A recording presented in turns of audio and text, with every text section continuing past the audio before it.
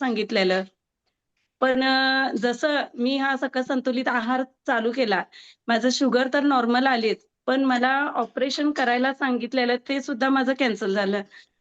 परत मला जे म्हणजे टाचेचं इंजेक्शन घ्यायला सांगितलेलं, ते सुद्धा 10-12 किलो वजन कमी झाल्यामुळे ते सुद्धा ते टाचेचं इंजेक्शन सुद्धा घ्यायला लागलं नाही. परत या सगळ्या गोळ्या, औषधं खाऊन मला पित्ताचा त्रास पण भरपूर व्हायचा. रात्रीचं 2-3 ला उठून पित्ताची गोळी खाल्ली की सकाळी उठून फ्रेश वाटायचं. पण या 2 वर्षात म्हटलं तर नाहीच, पित्ताची गोळीच खायला नाही. माझे जसं माझ्यावर रिझल्ट आला, तसं आमच्या मिस्टरांना चालू केलं, माझ्या मुलींना चालू केलं.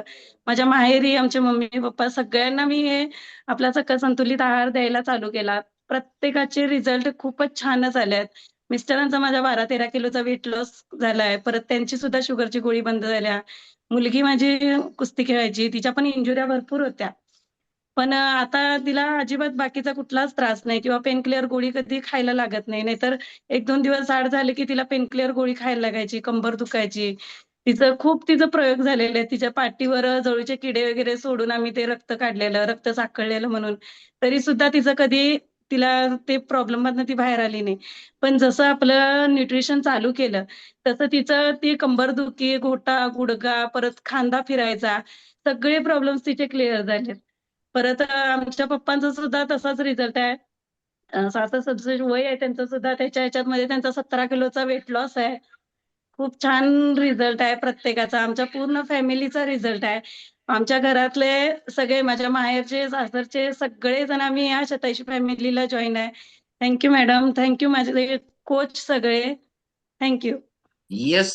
चलो, किती वर्षाचा डायबिटीस गेला माहेश्वरी? तरी 9-10 वर्ष तर होता. येस. ओके.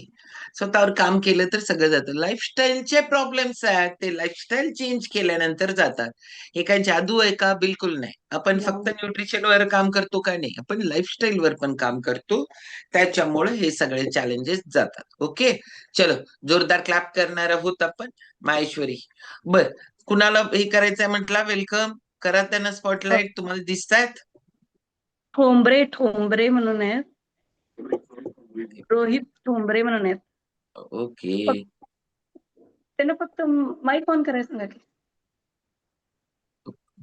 मला तरी मॅडम याच्यात मॅडम दीपाली ताईचं वेलकम आहे. दीपाली ढवळे. ओके. त्यांचं दीपाली ढवळे त्यांचं वेलकम आहे, पण दीपाली ताई आहेत कुठं? नाहीच आहेत. हे नंदिनी देशपांडेनी हँड रेस दिलाय. नंदिनी देशपांडे तिथं नाहीच आहेत. ओके. चलो, बसलाय का नंदिनी